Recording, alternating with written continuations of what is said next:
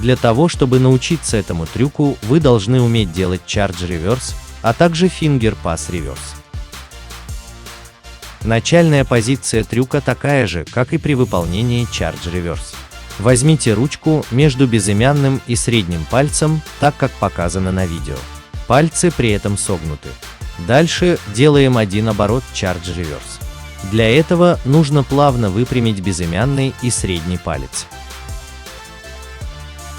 Важно, чтобы пальцы были расслабленными.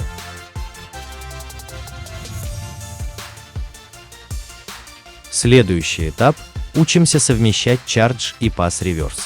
Вы должны сделать оборот charge reverse, и когда ручка будет находиться параллельно вашим пальцам, согните указательный палец, после чего согните безымянный.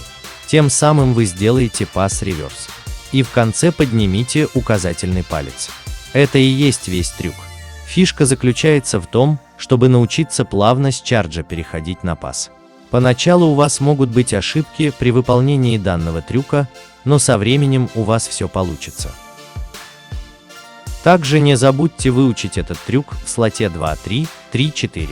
На этом все, удачи в изучении!